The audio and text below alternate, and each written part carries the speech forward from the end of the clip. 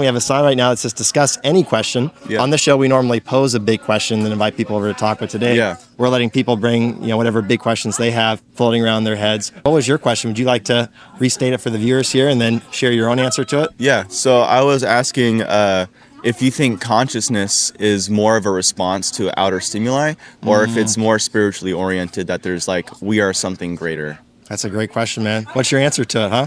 I think we are something greater. I can't believe that if we all came from a single point of matter, which, thinking about like Big Bang and stuff like that, if we all were one thing, then this like individualized consciousness is just a result of us like all being separated. I think the result of like the Big Bang kind of distributed everything. It distributed matter and it also distributed consciousness. Because we come from that same spot. We are at one point one collective consciousness, like a hive mind to think, gotcha. right? I'm curious, why do you think that that's the best explanation for the fact that many distinct minds do exist today? I agree with the latter fact, obviously. I like to think about it from a scientific standpoint because I'm a very like factually oriented person. Okay. I'm very like scientifically oriented as well, but it doesn't stop me from exploring different avenues of like spirituality and stuff like that because I do believe there's more to us. Sure. So I would say that because if the theory is everything, every particulate of matter was at one point, at some point it's not just matter in there. It's consciousness as well. Because it exists now. Right. And it's not physical. Right. So it's like you can get it from physical things. It kind of, I feel like physical things have an attached like aura or kind of an attached energy. I think some Buddhists believe this, like some like Buddhist beliefs are like, okay, everything has like an attached energy to it. The grass, the rocks, the inanimate, right? And I do feel like this is true because auras are like real. It's been like kind of proven. It's still being studied, but there's like energy attached to certain kinds of matter or perhaps to all material objects? Yeah, all material objects, there is an energy connected. Like a spiritual energy and non-physical energy. Mix of both. I think it's a physical energy, but it's up to the person how they want to interpret it. I interpret it as like a spiritual energy. Okay. Because it makes a lot more sense because of the concept of like karma. I do believe in karma. Okay. What goes around comes around. And I feel like because there is like this rule of exchange, it also applies to like other teachings and like the kind of like Buddhist or like Hindu like culture and stuff. Because everything has energy. I feel like the grass is alive. These trees are alive and they have like a higher energy and as of like compared to as like rocks and stuff like that, the raw material, I feel like they also carry an energy, but it's a lower energy. And so just make sure I'm following you. Would you say that like consciousness is a form of higher energy? Is that kind of where you're going? Or I would say consciousness is connected to energy. Interesting. Oh, so tell me if you would agree with this thing, because for me, like we were talking earlier about all of these reasons why it seems like our mental states aren't physical, right? They have no physical shape or size or physical location in space, and they're privately accessible. Public states are physical states are publicly accessible, and so on and so forth, all these differences right between them. So it seems like consciousness isn't something that's physical, but it does exist, right? Yeah. We are conscious. Yeah. And so, the story of the universe that basically says that in the beginning there was matter, right? And over time, that matter becomes more and more complicated chunks of matter. Yeah. According to purely physical processes, right? The outcome of that is going to be something that's purely physical, right? I mean, I'm assuming like you don't get something non-physical like consciousness squirting into existence, as others have put it, right? So it seems like that story of the universe is wrong. That physicalist story of the universe is wrong. By physicalist, I mean that the physical world is all there is. It seems like that story is wrong because non-physical things do exist, like our own minds. Right. And you can't get something non-physical from purely physical stuff. It seems like the story has to start with something non-physical too. Yeah. Like I would say like the physical is the tools, right? It's not the end all be all. It's not the house, right? the physical is the tools that like give shape to the non-physical, if that makes sense. I know it's like physical giving shape, but at the same time it's like trying to think of like a good way, like an analogy to put it. Well, maybe you tell me if you would agree with this. So would you agree that because consciousness isn't physical, and you agreed with that, right? That consciousness isn't physical, it's not made of atoms and molecules and stuff like that, that you can't get something non-physical like consciousness from purely physical stuff and purely physical processes, right? Yeah.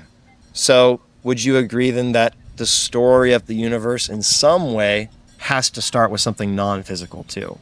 There's something non-physical there in the beginning. Maybe matter's there in the beginning too. Maybe matter's always existed. But there's got to be something that's not made of matter as well. Because we got to explain how all of these things that exist today that aren't made of matter came into existence, right? Right. Are you following me? Do you agree with that? No, It's okay. totally okay to disagree. So, I mean, these are deep, deep things that we're talking about. Like, I would disagree, and I thought of a good example. So, okay, yeah. I would say that like the physical is the scaffolding. So let's say I'm making like a model figure, right? Out of like clay and wire. Okay. So the physical is the wire, and I make like a little stick figure, right? That's their physical. And now to branch off of the physical, we have the non-physical, right? The consciousness. And so that's the clay. So I'm building the clay around like this kind of skeletal structure. And the clay can exist without the structure, but the thing is it's harder to like wrap the head around. So we need the structure to like wrap our head around it.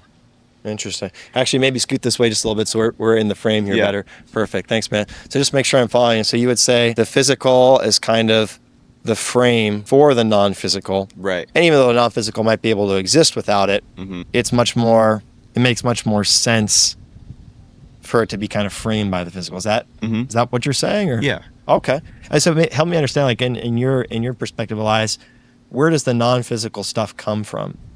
Like the non-physical stuff that exists today, our own minds. Where does all of this non-physical stuff come from? It's always been. Okay. And so it's always existed. Yeah. It was there in the beginning too. Yeah. This non-physical stuff. Sorry. Okay. I think we might be on the same page then. Yeah. So in addition to physical stuff maybe existing in the beginning, something non-physical existed too. That's what our consciousness ultimately comes from. Is that what you're saying? You agree with that, or? Yeah. So like, I would like to think about it as like, another analogy. Sorry, Okay. I just love analogies because it just puts things like in a simpler way for me. For sure. But I would say like the non-physical, let's say like that like energy, that presence I was talking about. Let's like call it a plastic bag, right? And then eventually, so this plastic bag is tumbling with the wind. So with whatever forces or whatever dictate where it goes, maybe it's completely random. Let's just say it's completely random for the sake of the argument. And eventually it's going to hit something. It's going to hit like a tree, or it's going to like go on somebody's face or whatever, right? But now it's there. And now it's attached to the physical. It's not purely the physical, but it's just an extension of it. Okay. But the bag was always, so the bag's what's non-physical. The bag was always there. And the bag was always there. Yeah. Now it's attached to the physical, but maybe didn't have to be. Yeah, it doesn't have to be. Okay. Yeah. So I think there's I don't think that's a unreasonable way to put things. That, in the beginning there was matter, perhaps, and then something non-physical too. And those two maybe have always been attached, or maybe those two became attached at some point, but they both existed in the beginning. Yeah. Is that a fair way to put it? Yeah. So would you agree with that then too? Okay. So what do you think that non-material stuff was like exactly? The kind that existed in the very beginning? Well, I can't really speak on that. Okay. Because like I'm not there. Well, not there. If hold on, I'm there. You think your consciousness might have come from there, right? Like, that kind of split off into you, or is that? Yeah. So maybe you were there. I was there. No way. Yeah, exactly. That's a funny way to put it. But we were all there. Like you don't remember. I don't know. I don't feel like I was there. You don't know because it's like you weren't there before for your own birth, right? Sure. Like, at least your consciousness wasn't. I would say I wasn't conscious before my birth. Right. If I was, I would have no way of knowing. You don't remember just like, oh yeah, this womb is so cozy right now. Yep. Like you don't remember that. And that's because that consciousness was like flying around before it was attached to you once you were brought into the world. And so then I forgot. So a part of what makes consciousness is, is that you have a subject experiencing all kinds of different mental states, right? Whether they be thoughts or beliefs or desires or emotions or things like that. So when you say that our consciousness was, floating around before we're born, or perhaps before we're even conceived in our mom's womb, did we just forget everything that consciousness? We Did we don't. just forget that conscious experience, or Uh-huh. what? So I would say it's not really Not really fully forgetting. It's conscious? not really forgetting, but you just, because of like your physical vessel, your physical form, you don't have like the ability to process it. I feel like, Interesting. because So it's all there. It just can't be processed because it, now you're in a physical frame. exactly. I'm curious, what makes you think that, as opposed to just thinking that our consciousness started whenever we started physically? Oh, sorry, bro. Whenever you had to go to class too. You've been very gracious with your time. I understand it. Yeah. No, Stay no, no. going through I'm those, I'm so free till no like worries. 6 or anything. I just Okay. If you ever got to, jump out, don't feel bad about it at No, all. you're So. good. You're good. So, well, sorry. What was your Yes, question I'm again? just curious. Like, why would you think that our consciousness existed before we were born, rather than just saying that our consciousness started existing whenever we physically started existing too? Because I'm a strong believer in that energy doesn't dissipate. It doesn't like stop existing. Energy will continue to exist all the time. Spiritual energy. Energy, like spiritual energy, but also like actual energy. Like it's been proven that like it's like mathematically or something like oriented, where it's like, oh, energy doesn't dissipate, it just transfers. Okay. And so going based off that belief, going based off like, okay, well, if the energy from this Big Bang released all these like particulates of matter, and along it with like these scattered bits of like consciousness, or like scattered soul, I like to call it, it's just like wandering. It's already like, it's either attached to something, or some of it got like blown off and it's wandering. And I feel like that wandering pieces likes to find and seek vessels, and then attaches itself to that. So, like when a new person's conceived, one of those wandering pieces of consciousness attaches itself to it, and now that it's framed physically, its prior conscious experience can't be processed due to some kinds of limitations in the physical frame that it's now attached to. Right. Is that? Yeah. Am I following correctly? Oh, I'm curious, man, because it's I think it's logically possible that our consciousness existed prior to our physical, prior to when our physical body Yeah. started. I don't know if I've ever seen like any good evidence for thinking that's the case. I'm curious, maybe if maybe you've seen something or heard something or thought of something that would make it more likely than not that our consciousness existed before we were born. Because even if you want to say that, energy is always conserved in some way, like physical energy is always conserved in some way, like what would make us think that's also the case with consciousness? That consciousness has always existed.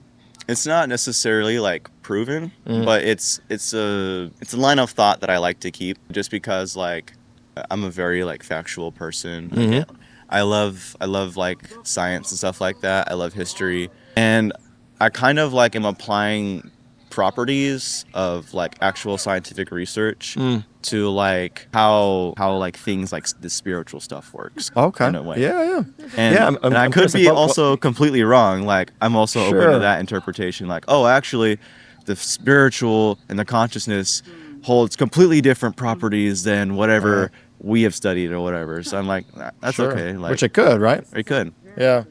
Yeah, it's like and we already, one of the reasons why we were thinking consciousness is non-physical when we first started this conversation was because there do seem to be many differences between physical states and conscious states, right? Right. So it seems like consciousness is something it's definitely different than physical stuff. So I'm just curious, what would make you think that maybe because the physical world works this way, consciousness must work that way too, especially given the fact we know there's a lot of differences between consciousness and physical stuff. I think it's because it's just like the groundwork that we know so far, and that groundwork is also subject to change, which I also love about like the scientific method, talking about like, oh, okay, well, this is open for debate, this is open for discussion or whatever, which I think is really beneficial into trying finding the true Definitely. definition or like what is true. Right. Yeah, it's always open to revision upon further investigation, right? Yeah, Or new and discoveries. exactly. And it's this foundation of like trying to continuously improve. That's why I kind of find like solidarity in like these theories of how the spiritual may work. Interesting. Okay. I think where we left off, we were talking about why I think that our consciousness existed before you were born. And it sounded like you were saying because you take principles that we might understand to be the case at the physical world and then apply them to the non-physical world as well. And I would be curious that just to hear like why you think it's a good idea to apply principles about the way the physical world works to the non-physical world too. I'm not saying it's a good idea, but I'm saying it's a idea. Oh yeah, for sure. And it's logically possible that yeah. it works, if not the same way, at least in a similar way. Yeah. Like I think it would be logical, but at the same time, it's just like my mortal mind taking whatever I've learned and then applying it to something else, right? Yeah. Or trying That's to fair. find that pattern. We all have pattern recognition, and trying to like take that pattern and trying to be like, oh, okay, these two things like are kind of similar, so it may work similarly, but there's what's it called? There's room for error and stuff like that all the time. So I mean, if whatever I'm saying gets disproven, or if there's like some like crazy evidence saying like, no, this is wrong or whatever, I'd be like considering. I'm like, okay, well, I mean, like, what do I gain from this belief, and what do I gain from whatever? And then if I like perceive it to be the truth, truth is perceived by everybody differently. Like everybody thinks that there's one like specific religion, or like, oh, there's this religion's the religion, or this house of the whatever politician is this is the way, and stuff like that. Yeah. And so it's this this not leaving room for like disagreement and not leaving room for criticism and stuff like that. That's what I feel like is That's really ultimately important, going to be our downfall, because then if we are not open to criticism, then we're just closing our ears and saying, no, I can't hear you. You have no way of knowing if you're wrong, right? Exactly. Like I say I'm You're plugging right. your ears? Yeah, exactly. Like this is some shit like my brother used to do. Like I can't hear you. Whatever you're saying isn't. Yeah. Yeah, for sure, man. Yeah, well, I mean, so maybe I think, perhaps you would be able to see why someone like me who doesn't necessarily, I don't know, see a good reason to apply principles about the physical world to the non-physical world would think that my consciousness hasn't always existed and my consciousness didn't exist before I was born.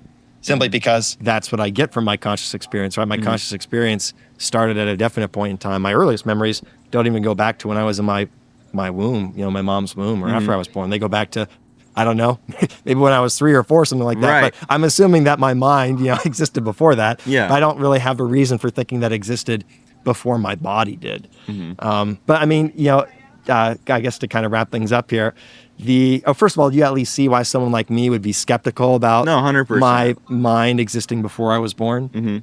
One of the reasons why I think it's important is because I think it impacts what you might think the best explanation for consciousness is. Because for me, I'd be curious to hear what your reaction to this. For me, because I think that my consciousness hasn't always been around. That it came into existence at a definite point in time, right? A specific number of years ago from today. I think that I can't explain the existence of my consciousness by saying that in some way it's always been around. I think I have to say it came from somewhere else or from something else. I do think you're right to say that in the beginning of the universe, there has to be something non-physical too. Yeah.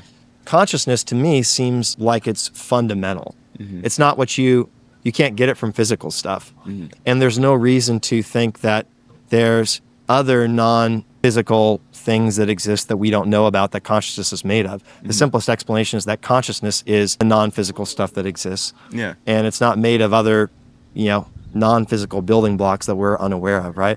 So if consciousness is fundamental, if consciousness is the non-physical thing that exists, it makes the most sense to just accept it as something that's fundamental, that's there in the beginning too. Yeah. That consciousness is there in the beginning too. And one of the things that makes consciousness unique, one of the differences between physical states and conscious states, like we were talking about before, is that conscious states are always owned by a subject or a self, right? Yeah. The physical state of being green, like that plant over there, it doesn't have to be owned by anybody. Right. But conscious states do have to be owned by people. It doesn't make any sense to talk about a thought or a belief or a desire just floating around out there, existing without somebody having that thought, right? Or having that belief or having that desire. Conscious states are owned by subjects. And so if consciousness exists in the beginning, if consciousness is something that's fundamental, then that means that a subject exists in the beginning too. A self that has that consciousness. And if there's such a thing as a fundamental consciousness, then there's a fundamental self as well. And that's very similar to what many people, or that's a big part, I should say, of what many people consider God to be, right? Yeah. The source of our own minds, that is itself non-physical, that existed in the beginning, and that possesses the first consciousness, I guess. What's your reaction? I'm so sorry for talking so much. No, you're good. You're very good. good. I was just trying to explain, what I think would be the best account for why finite conscious minds like ours exist today. Maybe what you tell me which part of that you would disagree with. I would say that I would kind of like point out like the. You can take a second to think about that. Yeah. These are kind of big questions. I don't expect you to have like a The immediate answer off the top of your head. So Okay, so you're saying that like it's always been in everything. So I'm saying that not always been in everything, just that it's always been around. Right? Yeah. Consciousness was there in the consciousness beginning. has always been around, and then like you were born, you were given. My consciousness hasn't always been around though. Yeah. So you're saying that your consciousness is finite. Is finite. I'm saying that our consciousness is cyclical. Like the most natural explanation that I think we can offer for consciousness, that consciousness just is something that's fundamental. It exists there in the beginning. And since consciousness is always owned by a subject, there's a subject there in the beginning too. Yeah. Do you disagree with that part, by the way, that there's a subject in the beginning that owns, that's conscious? That would imply like there being a being that could withstand like all of the physical stuff too, like there's like a non-physical being perhaps. Being out in space and everything like that. But consciousness is non-physical, right? Right. Consciousness is not physical, but if you have like someone you need like a vessel or something to observe and everything like that. And I feel like the consciousness is kind of just it's like the breath that you take to like make music in the flute, right? So the physical, the vessel is the flute itself, but the breath being breathed into it is kind of like the life. Okay. Yeah. So I think I see what you're saying. What would you say, like, because I think we might be making some progress here on what the difference is between us on this. What would you say, Elias, that consciousness isn't always owned by a subject? No, it's not always owned by a subject. You don't think so? No. So you think it's possible for conscious states like thoughts and beliefs and desires and whatnot to just exist out there, to just float around out there ownerless? Yeah. You think so? I think really? so. I'm curious, like, why you think that. 'Cause for me, it seems unintelligible. Like it seems inconceivable. That's a better word for it. To for a thought to exist without a thinker. For a belief to exist without a believer. For a desire to exist without there being a subject that has that desire. Right. That just seems to be part of what desires are and what beliefs are. They're things that are had by subjects. Right. Yeah. But you would disagree with that? It doesn't, not necessarily like in a physical sense, like. Well, I don't think in a physical sense either. Sorry. Like, I believe these thoughts and these ideas and these desires exist freely. And then we're kind of just like the antenna of the radio, and we're picking it all up. Okay. So if I'm following you, then Elias, you would say that, for example, these thoughts do exist out there, but it's not you that is having them? No, because you're having them. I'm having right? them, but I'm also it's just receiving kind of passing them. Through I'm also receiving you? them. Yeah. Would that be? Yeah. But it exists independent of you? It's like the thought about, we were talking about, imagining the inside of the MLK library, right? That mental image. That exists somewhere out there, independent of you, and it's just kind of passing through your mind, or you're receiving that mental image, and then it's gone again? I feel like it can work that way. I feel like people can both create thoughts and receive thoughts.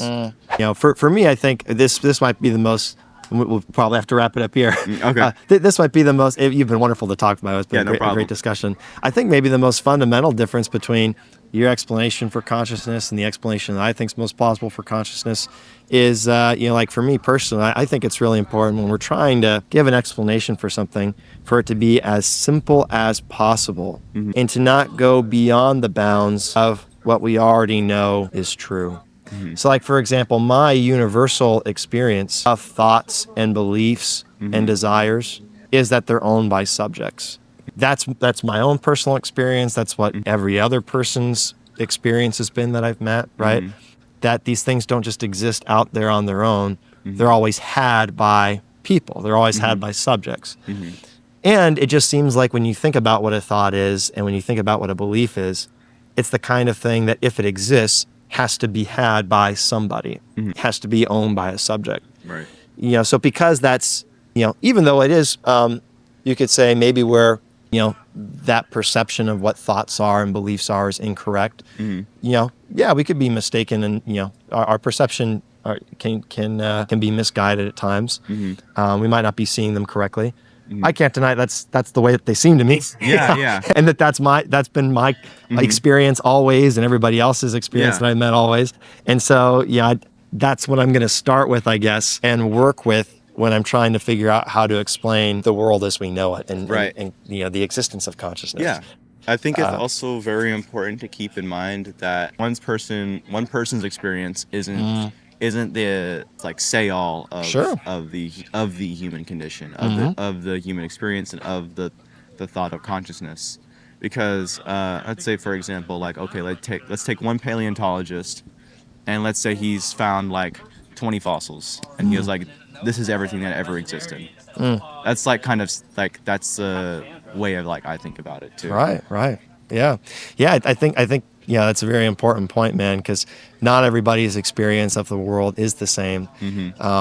And I think that would make you want to be careful about saying, this is my experience of beliefs and thoughts. This is everyone I've met's experience of what beliefs and thoughts are. That might make you want to be cautious about saying, well, it is possible that someone else has different experience. What I'm not sure, what I don't think that would object to is considering what thoughts are, that thoughts by their very nature are things that are thought by somebody. That they belong to thinkers. That it's inconceivable for there to be a thought that exists without a thinker. Similarly to say that it'd be impossible for there to be an object that has shape but doesn't have size. These are things that have to, because of what an object with shape is, it always has to have size, right? You can't talk about an object that has a shape without it also having a size. I think you can't talk about a thought existing without there being a thinker having it. That's just when we try and think logically about what these what beliefs and thoughts and desires are. I don't know. I don't see a way around that personally, but yeah. I understand if you don't, I think you definitely could describe a shape without having to talk about size and stuff like that. Could describe it, but what I mean is an object that exists. Right. In the physical world, if an object that exists has a definite shape, then it also has a definite size. Yeah. Okay. It's logically impossible for there to be an object that exists with shape that doesn't also have a size. And so I would say it's logically impossible for there to be a thought that exists but isn't in anybody's mind. Yeah. I'm just a little okay. I see your point. You see what I'm saying? Yeah, I see your it's point. Logically impossible is what I'm saying. It's not just my universal experience or other people's experience. Okay. It seems like it's inconceivable, logically speaking. Yeah. I think, and I want to hit you with a little curveball. Yeah, of course. So, man. if you think it's not logically possible, right? Asking the same question that you asked me, what makes you think the spiritual and the consciousness adheres to these same physical ground properties and stuff like that? Yeah, that is a great question. Not adhering to the same physical grounds, but I think everything that exists, physical, non-physical, adheres to is a weird word to use, but would adhere to the laws of logic. So, for example, laws like the law of non-contradiction, the law of identity, the law of excluded middle.